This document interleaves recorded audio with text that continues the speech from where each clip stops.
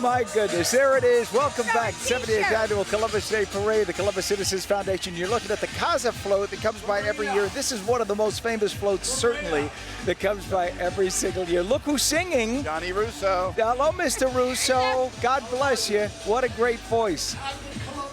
And we also want to mention our good folks at WFMZ TV. They're in Allentown, Pennsylvania, and they present to that part of Pennsylvania, the entire Lehigh Valley. We want to thank you, so many Italian Americans in that part of Pennsylvania, so thank you so much for watching us today. And today is about celebrating Italian culture, food, music, but it's also about recognizing the noble work being made and done by so many Italian Americans in our community, and there is no worthier cause than the Thrive for Life Prison Project, which provides educational resources to formerly incarcerated individuals so they can truly thrive in their post-prison lives. Vincenzo is also the author of Rethinking Justice Inside America's Movement for Prosecution Reform. He is with us. There's so much jargon out there about giving people second chances. There are so many people in this country, they've never had a first chance. And so the mission of Thrive for Life really is to transform lives both behind and beyond the prison walls. I'm Zachariah Pursuti, and I'm the founder of Thrive for Life. We are about to head to this new site in Manhattan where we will make this new house our home. So the kind of idea for Thrive for Life is how can we interrupt and play a role in, permanently and successfully reintegrating people into society. Ignacio House is a transitional community for people that are continuing the good work of college education that they began while they were incarcerated. Upwards of 70+% of people return back to prison very shortly after they're released.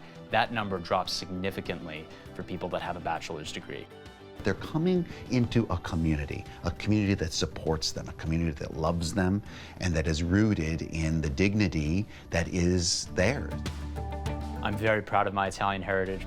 Being loyal to family and loving your family is something that's very central to our Italian-American identity, and that's something that remains very, very near and dear to me and carries over to what we're doing here. You have a family here that wants you to succeed, that loves you, and that really sees the best in you, ultimately moving toward successful and permanent reintegration into society. Remarkable work. And do we have is that the DSNY? Hey guys, for the DSNY. Remarkable work, by the way, that they are all doing. Thrive for Life. We will send it now to Lauren Glassberg. She's with Vincenzo Guido of the Thrive for Life Prison Project. What an incredible job he and his group do, and talk about transforming lives. Yeah, and can you imagine how big this guy's heart is? I mean, really, Vincenzo, thanks so much for joining us. We just saw a segment about Thrive for Life. You talked a little bit about your Italian-American heritage and how family is so important. So many of these people coming out of prison don't have that sort of family structure. Talk about that, how important that was to you, and how you sort of helped to move that forward. So family is incredibly important to me. Valued, part of my heritage. And I think what we try to do at Thrive for Life is really provide, a holistic suite of supportive services where someone's not just cast out to be alone, that they have people that want them to succeed and really want them to be successful and permanently reintegrated. So that's what we try to do, and that's why we call it a community. We're not a program that's one size fits all. Everybody is a member of the family. Ignacio House is one of the parts of the program where it's residential and people can live there. What other offerings come through there? Yeah, so we also work actively behind the walls in prisons throughout New Jersey and New York State, where our founder, Father Zach Pursuti, takes retreat teams behind the walls to deliver the spiritual exercises inspired by St. Ignatius of Loyola. So it's about cultivating relationships behind the walls first, and then bringing them home. I love the musical backdrop for our talk right now. But it is so challenging for people coming out of prison to acclimate into society. What are some of the issues they face? I'd say a lot of the issues that folks face are manifold. Housing, education, gainful employment. These are only some of the issues that folks face, and they're not unique to any one geographic region. But what we try to do when people come to Thrive for Life is, be able to provide them with assistance in each of those categories so that they're maximally set up to succeed. to try to interrupt that cycle of recidivism that unfortunately plagues a lot of communities.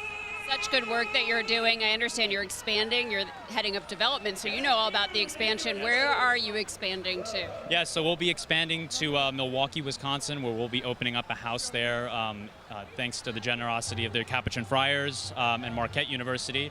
We'll also be opening a house in Queens for women who are returning home from prison that are continuing college education.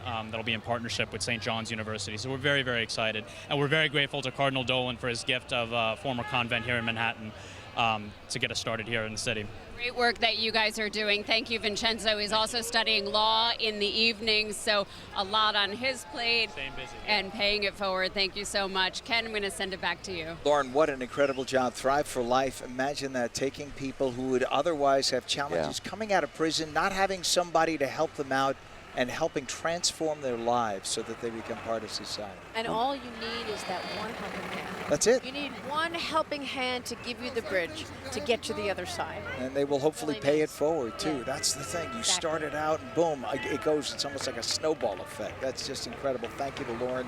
Thank you to Vincenzo Guido. And bless your heart for all you're doing. Good luck with your law studies. That's fantastic. That operatic voice, that brilliant operatic Oh, my voice was goodness. Please. Christopher Macchio. Christopher has been here for what, 9 Yeah. years, Did 10 you hear, years? Did you hear It was that? beautiful. Vincerò, I will conquer.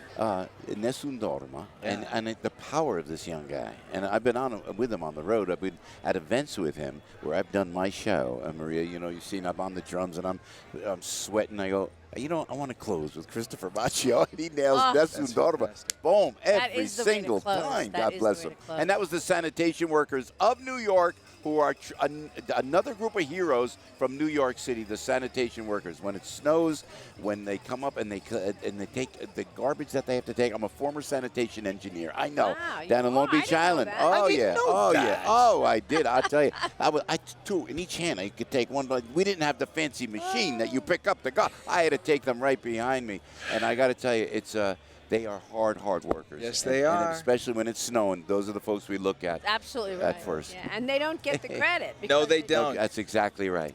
Well, on this day where we honor Italian culture and heritage, of course, we take a moment to remember some of the Italian Americans whom we lost this year.